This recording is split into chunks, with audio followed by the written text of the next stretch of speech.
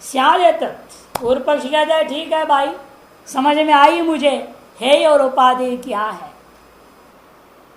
विपर्य नव तुष्टियां और 17 प्रकार की अशक्तियां, ये क्या है हमारे विपर्य, न हमारे हे और अष्ट सिद्धियां हमारे उपाधि। ये बात समझ में आ गई। और उन उपाधियों के लिए हमें पुरुषार्थ करना है। हे को त्यागने की, त्याज्यों को त्यागने में पुरुषार्थ की जरूरत है, क्योंकि वो तो बार बार आएंगे, तंग करेंगे। वासनाएं भी उन चीजों की है, तो तंग करेंगे, तब तक उसको त्यागते रहना पड़ेगा। जब जब आवे सामने तब तक उसकी उपेक्षा करो, कोई ना कोई तरीका अपना करके उन कामना आदियों को त्यागना है। और जो उपाधि है वो जितना हमसे दूर होने के उच्च सब पीछे पड़े रहना पड़ेगा, शास्त्रों का पीछे पड़े रहना पड़ेगा। वो छूटने लग जाए तो छोड़ दो, ऐसा नहीं, उसके तो पीछे पड़ना पड़ेगा। यावत मोक्ष नहीं होता, यावत आत्मानुभूति नहीं होती, यावत पुरुषानुभूति नहीं होती, तावत काल पर्यंत हमें शास्त्रों का पीछे रहना है और बाकी चीजों को त्यागना। इसके लिए जो पुरुषार्थ कर रहे हैं, और पुरुषार्थ से ही प्रयुक्त सृष्टि जब मानते हो, तो वह पुरुषार्थ कैसे होता है, किसके अधीन होकर होता है, इस पर विचार कर दे।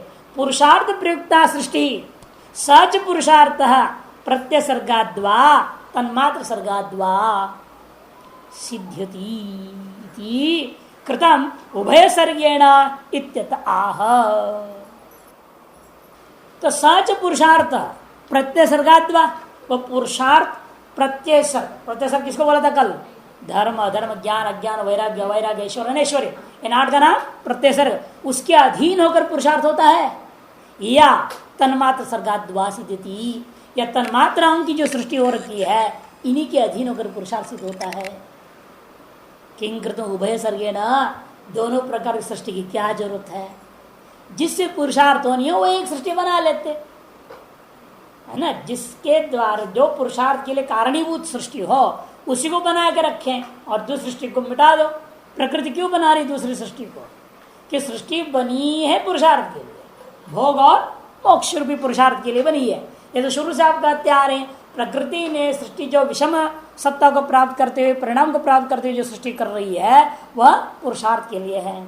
यदि वह पुरुषार्थ प्रत्यसर्ग की वजह से होना हो तो प्रकृति के प्रत्यसर्ग की उत्पत्ति करती, धर्माधर्मादि की सृष्टि होता। तन्मात्र में सृष्टि की जरूरत क्या है? भौतिक सृष्टि क्यों? अरे भौतिक सृष्टियों के अधीन होकर के पुरुषार्थ होना है तो यही होता, धर्माधर्म की क्या जरूरत है? ये पूर्व पक्षी कहता है ये दोनों सृष्टि प्रकृति क्यों बनाई है? तब सिद्धांत कहता है हमारे एक के बिना दूसरा टिकता ही नहीं। धर्माधर्म होता है तो कैसे होगा धर्माधर्म? इस भौतिक सृष्टि के अंदर धर्माधर्म होगा? पुण्य पाप कुछ भी इसके अधीन। कि यज्ञ करोगे, पूजा पाठ करोगे, कुछ भी करोगे, उसमें क्या है? यही साधन काम में आता है ना। इन साधनों बाह्य भौतिक तन्मात्र सृष्टि के बिना हम धर्म अधर्म ज्ञान अज्ञान वैराग्य वैराग्य ईश्वर ऐश्वर्य कर ही नहीं सकते। इनकी सृष्टि हम कर ही नहीं सकते ना। भौतिक सृष्टि रूपी साधनों के बिना हम धर्माधर्म आदि प्रत्यय सृष्टि को उत्पन्न नहीं कर सकते हैं, और धर्माधर्म आदि के बिना ये उत्पन्न नहीं होता। पूर्व कल्प का, उससे पूर्व कल्प से अनादि से संसार को मानना पड़ रहा है ना। पूर्व कल्प के जीवों के पुण्य पाप की वजह से उत्तरोत्तर कल्प का सृष्टि हो रहा है। इसे धर्माधर्म के बिना भौतिक सृष्टि नहीं, भौतिक सृष्टि के बिना धर्माधर्म भी नहीं, अन्योन्याश्रय दोष है। या बीजांकुर न्याय लागू हो गया। बीज पहला कि अंकुर पहला? बीजाधीन अंकुर, अंकुराधीन बीज है। कौन सा पहला है? इसे कोई पहला नहीं है, किसी को भी पहले नहीं बोल सकते आप। अन्योन्याश्रय दोष है यहाँ। लेकिन वो दोष भी अपरिहार्य होने पर क्या होता है? भूषण। इसी कारण से संसार को हम लोग अनादि धारा मानते हैं, सभी दर्शन वाले वही करें। न विना भावैर्लिंगम न विना लिंगे न भाव निवृत्ति लिंगाख्यो भावाख्यस्तस्माद् द्विविधः प्रवर्तते सर्गः। न विना भावैर्लिंगम, लिंग मैंने तन्मात्र सृष्टि को लिंग कहते हैं, और भाव कहते हैं धर्म धर्म को। धर्म धर्म ज्ञान ज्ञान ऐश्वर्य ऐश्वर्य ये क्या है? ये भाव शब्द से बोला जाता है। और लिंग शब्द से तन्मात्रा है, सूक्ष्म के कारण जो तन्मात्रा है, अहंकार वगैरह। भावों के बिना मैंने धर्माधर्म आदि के बिना लिंगम न माने तन्मात्राएं नहीं हो सकती। तन्मात्र उत्तर काल में सृष्टियां नहीं हो सकते। न बिना लिंगे न भाव निवृत्ति ही, और बिना इन तन्मात्राओं के भाव धर्माधर्म आदि की सिद्धि ही नहीं हो सकती। अतएव लिंगाख्यो भावाक्य, ये जो लिंगाख्य सृष्टि है और भावाक्य सृष्टि है, ये दोनों के दोनों द्विविधा सर्ग प्रवर्तते। इन नामों से दोनों प्रकार की सृष्टियां निरंतर होते रहते हैं। न विनायति लिंगम यदि तन्मात्र सर्गम उपलक्षित, लिंगा में जो शब्द है तन्मात्र सृष्टि का संपूर्ण को उपलक्षण करता है। केवल तन्मात्राएं नहीं, तन्मात्राएं और तन्मात्राओं से होने वाले सारे सृष्टि का उपलक्षण लिंग शब्द। भावे रीति च, और भावे शब्द के द्वारा किसकी संबोधन कर रहे हैं आप? प्रत्यय सर्गम धर्माधर्माद्याख्यम। एतदुक्तम भाव, इस कारिका में यह बात कही गई है। क्या? तन्मात्र सर्ग से पुरुषार्थ साधकत्व स्वरूपंच न प्रत्यसर्गाद विना भवति। तन्मात्र जो सृष्टि है, जो पुरुषार्थ का साधन है, उसके स्वरूप भी, उसकी पुरुषार्थ साधनत्व और उसके स्वरूप दोनों के दोनों बातें प्रत्यय सर्ग के बिना सिद्ध ही नहीं हो सकता। प्रत्यय सृष्टि में पुरुषार्थ साधनत्व की सिद्धि और प्रत्यय सृष्टि का अपनी स्वरूप सिद्धि दोनों ही बिना जो है नहीं किसमें? तन्मात्राओं की। तन्मात्राओं में पुरुषार्थ साधनत्व और तन्मात्राओं के अपनी स्वरूप, ये दोनों के दिनों बिना प्रत्यय सर्ग का सिद्ध नहीं होगा। क्योंकि जब ईश्वर सृष्टि करता है, मानते ईश्वरवादी लोग भी ईश्वर की तरह सृष्टि जब मानते हैं, अपने मर्जी से ईश्वर सृष्टि नहीं करता है ना। यदि अपने मर्जी से करने लग जाए तो सबको बुरा क्यों दे रहा? ईश्वर की ईश्वरत खत्म हो जाएगी, करुणा सागर दया सागर सब बकवास हो जाएगा। किस बात करुणा सागर दया सागर? ऐसी सृष्टि बना दे कि दुखी दुख भरा पड़ा है नहीं। तो इसे कहना पड़ता है कि नहीं, उसने जो बनाया है वो जीवों के कर्मानुसार से बनाया, मैंने जीवों के धर्माधर्म पुण्य पापाधीन होकर बनाया है सृष्टि। वहां बनाया अपने मर्जी से अनेक प्रकार का, यानी किस आम से आपको सुख होगा, किस आम से दुख होगा आप जाने। वो आपकी जीव सृष्टि है ना, वो अपने अपने अलग अलग होता है। वो जीवों के अपने कर्माधीन होकर के उसके साथ संबंध जोड़ लेते हैं और सुख दुखों को भोगते हैं। जो ईश्वर नहीं मानते वो लोग क्या कहेंगे? प्रकृति या परमाणु वगैरह ने क्या कर दिया? सृष्टि जो कर दिया है, वो सृष्टि भी जीवों का अदृष्टाधीन होकर गई है। आपने तरसान पर सुना भी है ना, कदे कपूर उड़ जाता है, कस्तूरी उड़ता नहीं क्यों? ये तो प्रश्न है ना। कपूर उड़ता है, कस्तूरी उड़ता नहीं। और फूल से सुगंध उड़ के जा रहे हैं, इन फूलों में छेद नहीं होता, सुगंध कण निकल गए, जगह जगह सच्छिद्रता आनी चाहिए। क्या कारण है? तभी कहा जीवों का अदृष्ट है। जीवादृष्टानुसारेण कपूर की सृष्टि ऐसे हो गई है, जीवादृष्टान कस्तूरी का सृष्टि वैसा है, और जीवानुसार पुष्पों में नवीन नवीन कण उत्पन्न होते ही रह जाते हैं अपने अपने अदृष्टानुसार। इसीलिए देखो, जिस आप एक अगरबत्ती जलाएंगे तो कई लोगों को लगेगा बहुत सुंदर, बहुत बढ़िया है, और कोई लोग नाक बंद करके बाहर हो जाएंगे, ये क्या जलाया है इसने, सर में चक्कर आ रहा है हमें, और हमें अगरबत्ती से एलर्जी। कोई भी अगरबत्ती जलाओ उसे गंध से ही एलर्जी हो जाती है, दूर रखो भाई। हमें परेशानी होती जब भागवत कथावर करता था, दुनिया भर लोग आरती करे, कोई धूप चढ़ा जला के रख दे, कोई अगरबत्ती लगा दे, दुनिया भर चारों तरफ अगरबत्ती धूप जला देते थे। अब बड़ा मुश्किल, नाक बंद कर कैसे, तो कब तक बैठेंगे? कथा करेंगे कि नाक बंद करेंगे? अगर जैसे बैठता था जलाने देता तो नाक पे तौलिया लग बैठे रहता, तो सब करके निकल के बैठ गए तो सब हटाओ यहाँ से, यार सब नीचे हटा कर तब बोलना शुरू करना। अब बताइए, किसने इतनी महंगी महंगी लाते थे बड़े श्रद्धा से, लेकिन हमारे लिए तो एलर्जी देता है। अभी जीवा दृष्टि तो है, इसे कहते हैं जीवा दृष्टि की वजह से कस्तूरी में उसका सुगंध जितनी भी निकलते रहता है तो उड़ के खत्म नहीं होता। कपूर वगैरह का सुगंध उड़ता है वो खत्म हो जाता है, और पुष्प में सुगंध उड़ता है दोबारा बनते रहता है, सच्छिद्रता नहीं होती। एक जैसे मुरझाने लगता है, उसकी आयु खत्म होता है पुष्प का, वैसे सुगंध भी खत्म हो जाता है। ये सब जो देख रहे हैं वस्तु की विषमताएं जो दिखाई दे रहे हैं वह जीवादृष्ट अधीन होकर सृष्टि है प्रत्यय सर्ग। और जीवादृष्ट का मतलब जीव के धर्माधर्म, ज्ञान अज्ञान, वैराग्य वैराग्य, ऐश्वर्य अधीन होकर के हो रहा है। अतएव प्रत्यय सर्ग के बिना भौतिक सृष्टि की व्यवस्था नहीं हो सकती। एवमेव प्रत्यय सर्ग से स्वरूपम पुरुषार्थ साधन न तन्मात्र सर्गाधृते इति उभयता सर्ग प्रवृत्ति ही। इसी प्रकार के प्रत्यय सर्ग धर्माधर्म का भी जो स्वरूप है और धर्माधर्म के अंदर जो पुरुषार्थ साधनत्व है यह भी तन्मात्र सृष्टि के बिना नहीं है। यदि क्योंकि यदि आपका स्थूल शरीर न होता आपका धर्म और अधर्म क्या पता चलता, आपका पुण्य पाप का कोई हिसाब किताब पता लगता। अब ये शरीर मिला हुआ है, अब ये शरीर मिला हुआ होने से आपको अनुमान कर लेते हैं इस शरीर यदि तंदुरुस्त है तो कहेंगे बड़ा पुण्य अच्छा है, हमारा स्वास्थ्य बिल्कुल ठीक ठाक है, सारा बढ़िया चल रहा है, पढ़ाई ठीक हो रही है, धन दौलत ठीक है, पत्नी बच्चे ठीक है, सारे ठीक ठाक, तो आप कहेंगे बहुत पुण्यात्मा है। यदि शरीर ना होता ये सब चीजें पता चलता, आपको पुण्य है या नहीं क्या मालूम होता। अरे शरीर को ही लेकर के रोग आ गए, रिश्ते बिगड़ रहे हैं, सारा व्यवहार धन दौलत लुट रहा है, सारा नाश हो रहा है, तब कहेंगे अरे पाप आत्मा है, ये दरिद्र है, पाप जग गया इसका, साढ़े साथी हो गई है, राहु खराब है, कुछ न कुछ कहना पड़ता।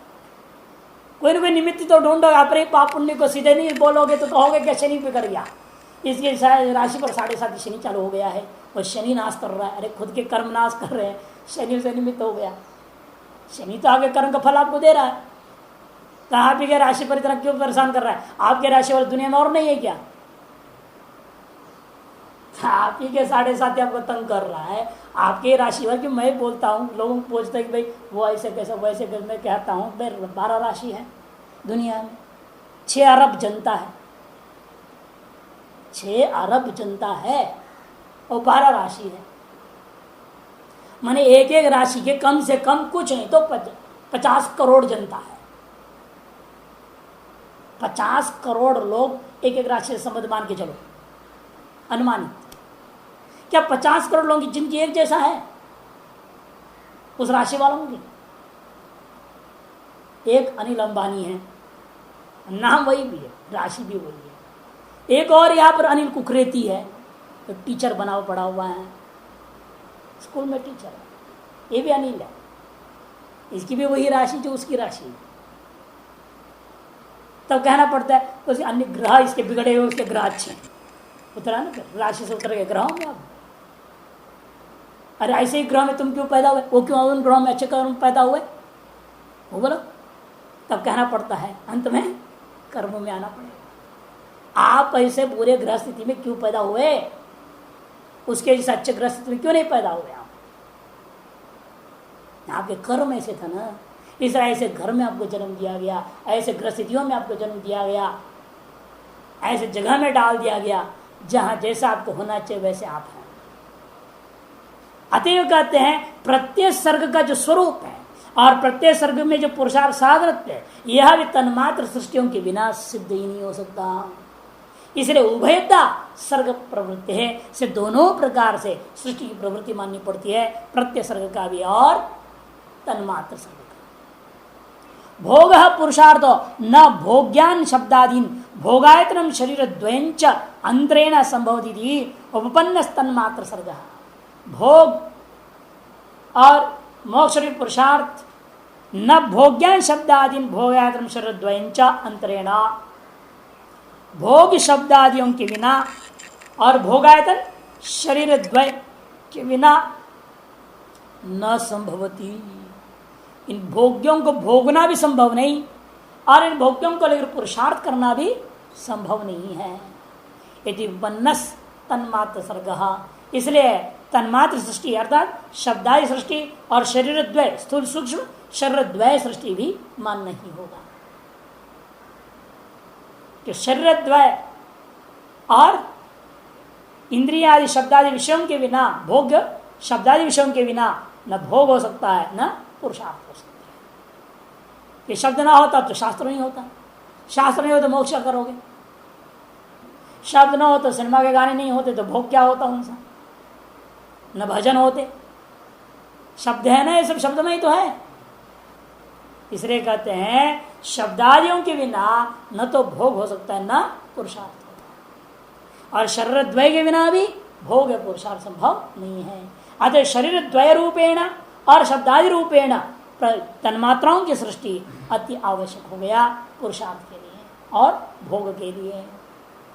एवं सैव भोग पुरुषार्थोश्च, इसी प्रकार से वह भोग या पुरुषार्थ भोग साधन इंद्रियाणि अंतःकरणानि चंद्रेण न संभवति। भोग जो है भोग के साधन कर्ण बाह्य इंद्रियां और अंतःकरण के बिना नहीं हो सकता था। पुरुषार्थ भी इन इंद्रियों और अंतःकरण के बिना नहीं हो सकता। न चानि धर्मादीन भावान बिना संभवंती, और ये इंद्रियां और अंतःकरण धर्मादि भावों के बिना संभव नहीं है। धर्मादि भावों के अनुसार ही आपको इंद्रियां मिली हुई है, यानी आपको जो इंद्रियां प्राप्त है सारी इंद्रियां अच्छे होंगे या कोई इंद्रिया बिगड़ा हुआ होगा, है ना, या अंतःकरण आपकी बिगड़ी हुई है, मन टिकता नहीं है, बुद्धि टिकती नहीं है, अंतःकरण तरह चारों उठपटांग है, अहंकार सारा काम को बिगाड़ने में लगा हुआ है, खुद की भी दूसरे की भी। तो ऐसी स्थिति ये सब क्यों हो रहा है? ये धर्मादियों के बिना कैसे अंतःकरण की व्यवस्था इंद्रियों की व्यवस्था दे सकते हो? हर पुरुष का अपना अपना धर्म अधर्म आदियों के कारण से उसकी इंद्रिया और अंतःकरण प्रवृत्त होता है, और धर्मादि अनुसार क्या हुआ, इंद्रिया प्रवृत्ति हुए। ये तो दुर्योधन कहता है जानामि धर्मम न च मे निवृत्ति प्रवृत्ति, जानामि धर्मम न च मे निवृत्ति। जानता हूं सब, न प्रवृत्ति हो रही ना निवृत्ति, उल्टा पलटा सब हो रहा है। जिसे प्रवृत्ति होना चाहिए उसे प्रवृत्ति नहीं है, उससे निवृत्ति, जिसे निवृत्ति होना चाहिए उसे निवृत्ति नहीं हो रही, प्रवृत्ति हो रही, वो स्वीकार कर रहा है अपना दयनीय दशा को। तो इसी तरह से यहां भी कहते हैं इसलिए धर्माधर्म के बिना कोई व्यवहार अंतःकरण का इंद्रियों का नहीं होता, और अंतःकरण और इंद्रियों के बिना भोग पुरुषार्थ संभव नहीं है। अतएव क्या हुआ, प्रत्यय सर्ग के लिए तन्मात्र सर्ग की आवश्यकता हुई, और तन्मात्र सर्ग के लिए प्रत्यय सर्ग की आवश्यकता है। न च अपवर्ग हेतु विवेक ख्याति उभय सर्गम बिना, इसलिए अपवर्ग का मोक्ष का हेतु बुधा विवेक ख्याति उभय प्रकार की सृष्टि के बिना हो नहीं सकता। इति उपन्नम उभय वेद सर्ग, इसलिए उभय प्रकार की जो सृष्टि युक्त युक्त साबित हो गया। अनादित्वाच्च बीजांकुरवन नान्योन्याश्रय दोष भाव, कहते महाराज लेकिन इसके लिए वो उसके लिए यह कहोगे तो अन्योन्याश्रय दोष आ जाएगा। तब कहते हैं अनादि होने के नाते बीजांकुर की न्याय यहां पर लागू हो रहा है, अतएव अन्योन्याश्रय दोष नहीं है। अतएव अन्योन्य आश्रय दोष को नहीं माना जाता। अतएव महाराज को नहीं होगा, कभी न कभी तो दोनों इकट्ठे पैदा किसने किया होगा मानना पड़ेगा। तो कार्य कारण भाव के बिना दो सिंह के समान दोनों इकट्ठे पैदा हो गए थे। कौन से? आदिकल्प में। तो कहते आदिकल्प कौन सा, यही पता नहीं आदिकल्प कौन सा है। कोई आदि है नहीं, सब अनादि है। आदि आपके अंदर है, व्याधि भी आपके अंदर है। वो आदि को आदि बनाना पड़ता है, आदि व्याधि हो जाता है। थोड़ा अंतर है, देख लो। आदि मैंने द है यहाँ, और आधि में ध है। आधि व्याधि उपसर्ग जोड़ दिया, व्याधि हो गया। आधियों के कारण से व्याधिग्रस्त सभी हैं। और ये सब कब से? मैंने आदिकाल से। और आदिकाल कब है पता ही नहीं, अतएव वो अनादि है। अनादित्वाच्च बीजांकुरवन नान्योन्याश्रय दोष भावैति। कल्प आदौ अपि, इस कल्प के आदि में क्या हुआ? प्राचीन कल्पोत्पन्न भावलिंग संस्कार वशा। पूर्व कल्प में उत्पन्न जो भाव और लिंग, उनके संस्कार की वजह से अब यहां समस्या खड़ी होती है। तो पहले खंडन आया था। हाँ, पहले खंडन किया है। अब संस्कार किन रूपेण रहेगी, ये विचार नहीं है। हम लोगों के उन लोगों में अंतर क्या है? वहां पर माया में सब कुछ यहाँ रहती है। ये हम लोगों का क्या कहना, माया में सब कुछ रहने में कोई दिक्कत नहीं, माया में कुछ भी छिपी हुई रहेगी और जब चाहता हो प्रकट हो सकती है, माया की विलक्षणता है। लेकिन उनके ऐसे नहीं मान पा रहे थे, क्योंकि उनके विषमता ही सृष्टि है और साम्यता विसृष्टि, प्रकृति हो गई। प्रकृति का स्वरूप क्या है? साम्यता। साम्यता का मतलब जो कुछ नहीं होना, सत्रस्तम गुण ही है। तब वो कहते हैं साम्यभूता जो सप्त, साम्यभूता जो रज, साम्यभूता जो तम, उसमें तत्त संस्कार, सात्विक धर्माधर्म, राजस धर्माधर्म, तामस धर्माधर्म का संस्कार तत्व स्वरूपेण स्थित है। ऐसे मानने में कोई आपत्ति नहीं है। अंतर हो गया। यहां पर हम क्या मतलब, माया का स्वरूप में स्थित नहीं है, माया में लीन है। और वो कहते हैं तो वहां लय नहीं, लय होगा तो क्या होगा, फिर उसमें रह रहा मानना पड़ेगा। आश्रय आश्रित भाव आ जाएगी, आश्रय आश्रित भाव आ जाएगा तो विषमता माननी पड़ेगी, सत्वतम विषमता माननी पड़ेगी। इसलिए कहते नहीं, हमारे यहां मत में जो राजस धर्म और तामस धर्म या सात्विक धर्म अधर्म वगैरह का संस्कार जो है स्वरूप भूत होकर के विद्यमान है, और उसी संस्कार के वजह से समय पाकर क्या होता है, काल तो ही है, वो काल समय पाकर सृष्टि को पैदा कर देता है। यदि उन्होंने क्या कहा था, सर काल को हम कार्य नहीं मानते हैं, पहले खंडन किया है वेदांति के जैसे। काल को पृथक पदार्थ मानने की जरूरत नहीं, उपाधियों के अधीन है वो, उपाधियों को ही लेकर का व्यवहार होते काल में भी। नैयायिक लोग भी कहा एकम एव है ना, काल दिशा भी एक ही है, औपाधिक भेद है। इसी वजह से जो उपाधिक भेद में उन्हीं उपाधियों को ही लेकर कार्य व्यवहार कर दो, और यह उपाधि क्या रहेगी, साम्य अवस्था, प्रकृति में उपाधि रहेगी, वही उपाधि काल को उपाधि बन जाएगी।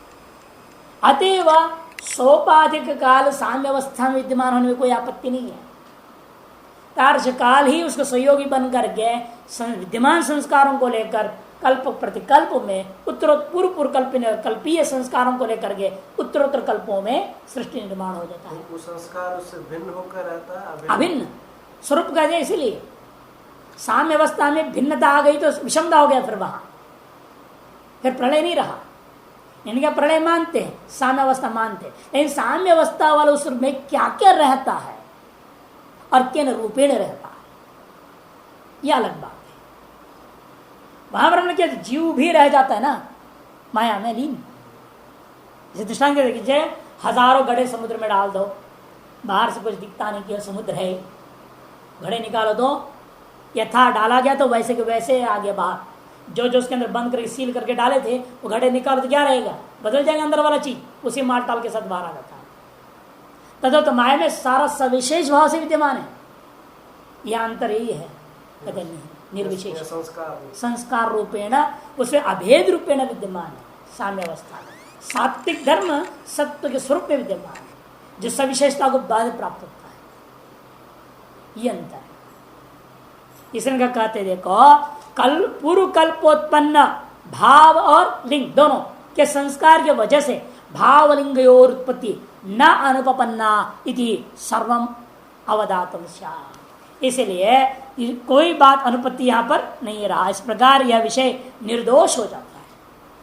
अतः लिंग की उत्पत्ति असंगत मानी नहीं जा सकती है, न अनुपन्ना, असंगत है, अनुपन्न अयुक्त है ऐसा मत कहो, किंतु सर्वम अवधातम होती है, तो सब कुछ निर्दोष साबित हो। अब विचार करके देखना है, इसमें वेदांत और इनमें अंतर थोड़ा संकेत कर लेते हैं। फर्क क्या है? फिर सृष्टि के दृष्टिकोण में कोई फर्क नहीं है। माया में सविशेष गुण विद्यमान रहे तो भी समस्या नहीं, क्योंकि आपकी माया की क्षमता यह है वह सृष्टि का सविशेष रूप में अपने अंदर लय हुआ वस्तुओं के रहते हुए भी बाह्य सृष्टि कुछ भी नहीं रहेगा, अभिन्न नहीं है। माया की क्षमता है, अभेद जैसे बाहर दिखता है लेकिन अंदर से भेद विद्यमान है। भेद विद्यमान रहते हुए भी भोग और अपवर्ग नहीं है, क्योंकि उन जीवों की स्वतंत्रता खत्म होगा माया के वश में लीन होने से। और यह इसलिए उस प्रलय का दृष्टिकोण में कोई आपत्ति नहीं, चाहे अभिन्न पिंड विद्यमान हो चाहे भिन्न पिंड विद्यमान, सक्रियता तो है नहीं दोनों इस दशाओं में। वहां माया ने दबोच के रख लिया, बोल दिया, इसने कहा माया स्वरूप में लीन हो गया, कह दिया। अंतर तो कुछ नहीं पड़ना। फर्क केवल वेदांत में होता है कि भाई प्रकृति में आपने जो नित्यत्व माना है वो मोक्ष बाधक है। जिस प्रकार से किसी अनादि काल में प्रकृति ने भोग देना शुरू कर दिया, आपके सब को विस्मृत मोहित करके विस्मृत करा के भोग देना शुरू कर दिया है, तो दो बार यदि वो बनी रहेगी तो कभी भी न कभी दोबारा दे सकती है। ये समस्या है। हमारे यहाँ वेदांत मत में क्या हो जाता है, वह मिथ्या हो करके उसका अस्तित्व समाप्त हो जाता है, नित्य विद्यमान है नहीं। एक बार ब्रह्म स्वरूप सिद्ध हो गए तो माया नाम की चीज ही नहीं है, कहानी खत्म। अब माया ही नहीं रह गई तो दोबारा कहां से होना है कुछ। इसमें चैतन्य गिरी महाराज भाषा थे, इच्छा की मां मर गई, दोबारा इच्छा कहां से होगा। स्व काम है तो काम कामना करेगा। अरे कामना कर माया रही तभी तो कामना कराता हो। अब माया ही खत्म। इच्छा की माँ कौन है? माया। वही खत्म हो गई। अब दोबारा कहां से कामना होना है, दोबारा कहां से सृष्टि होनी है उसके लिए, खत्म। विभक्ता प्रत्यासर्गा भूतादि सर्गम विभजते। और धर्माधर्म सृष्टियों का खूब विस्तृत विवेचन हो चुका है, अतः भूतादि सर्गों का विभाजन पर समझा रहे हैं। इसलिए वैराग्य के लिए जरूरी है ना कि जब तक आपको पता न चले सारे ब्रह्मांड कैसा है और कैसे कैसे योनियां होते हैं, यहाँ कैसे कैसे जीव शरीर वगैरह हैं, कौन पुण्य भोग कर कहाँ पटक खाता है, कौन पाप के भोग करके पुण्य पाप की वजह से ऊपर आता है, ऊपर नीचे जो गोला चक्कर है, ये चक्कर को समझे बिना इस चक्कर से विरक्त आप नहीं हो पाओगे। इसलिए संसार में गोले चक्कर को समझा रहे हैं ये कैसा है। अष्ट विकल्पो दैवस तैर्यज्ञोनश्च पंचधा भवति मानुष्यश्चैकविदः समासतो भौतिक सर्ग। यह जो भौतिक सृष्टि है, समासत मैंने संक्षेप रूप में बोल रहा हूं, 8 प्रकार का दैवी सृष्टि है, 5 प्रकार का तिर्यक योनियों की सृष्टि है, 1 प्रकार के मानवीय सृष्टि है। बस इतना ही बोल दिया। 8, 5, 13, 14 प्रकार की सृष्टि। जो भौतिक संसार है वो केवल 14 प्रकार का है। अष्ट विकल्पो दैव और तिर्यक योनश्च पंचदा, 5 प्रकार का तिर्यक योनिया। मानुष्य एक विधा, मनुष्य का जाति का एक प्रकार होता है। ठीक है, बताएंगे अष्ट विकल्प है कौन कौन है। 8 ब्रह्म प्राजापत्य इंद्र पैत्र्य गांधर्व याक्ष पैशाच राक्षस यदि अष्टविदो दैव सर्ग। ये 8 प्रकार के दैव सर्ग है। ब्राह्म सत्यलोक में विद्यमान ब्रह्मादि लोग हैं, तपोलोक में विद्यमान अभास्वर महाभास्वर सत्यभास महाभास्वर संचक जो देवता हैं उनको लेना। जनलोक में विद्यमान जो जितेंद्रिय ब्रह्म पुरोहित ब्रह्म कायिक ब्रह्म महाकायिक नाम से जो कहा जाता है इन लोगों को लेना। ये सब 4 है। तपोलोक में सत्यलोक में तो ब्रह्मादि हो गए, तपोलोक में आभास्वर महाभास्वर सत्य महाभास्वर भास्वर, ये संज्ञा वाले 4 जाति के देवता लोग हैं। और जनलोक में जितेंद्रिय 1, ब्रह्म पुरोहित ब्रह्म कायिक और ब्रह्म महाकायिक नाम के 4 प्रकार के पैदा होते हैं। यह महरलोक का मामला है। कायिक ब्रह्म कायिक, ब्रह्म जैसे काया वाले, ब्रह्मा जैसे काया वाले, ये सब सत्यलोक के अंतर्गत है। मैंने हम लोग इधर भूर्भुव स्वा का देते हैं, वो जो चीज है उसको हमने सत्यलोक तपोलोक जनलोक 3 को इकट्ठा ले लिया है। ये तीनों कहाँ रहते हैं? ब्राह्मण शब्द से कह दिया। और दूसरे नंबर में आया प्राजापत्य, ये महरलोक का मामला। ऐसे विभाजन करो, ब्राह्मण कहने से 3 लोक में रहने वाले लोग बोले ना, सत्यलोक तपोलोक और जनलोक। इसमें रहने वाले कौन है? ब्रह्मादि ब्रह्मादय। और तपोलोक में भास्वर महाभास्वर सत्य महाभास्वर और आभास्वर, और जनलोक में जितेंद्रिय, ब्रह्म पुरोहित, ब्रह्म कायिक और ब्रह्म महाकायिक। और दूसरे नंबर में ले रहे हैं प्राजापत्या। तो प्राजापत्या ये लोग महरलोक वाले लोग, ये कहा रहते हैं महरलोक। और इनमें कौन कौन रह रहे हैं? कुमुद, कुमुद, ऋभव, जैसे पुराणों के आधार पर बता रहा हूं, पुस्तक में नहीं है ये। ऋभव, प्रतर्दन, अजनाभ और अमिताभ।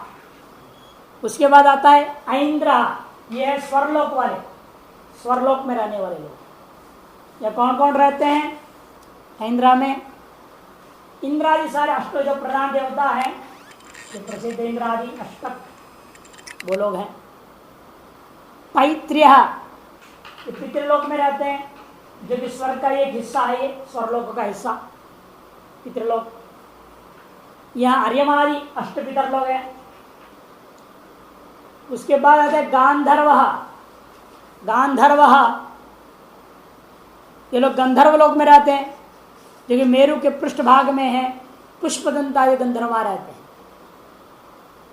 मेरु का पृष्ठभाग में। कौन सा है?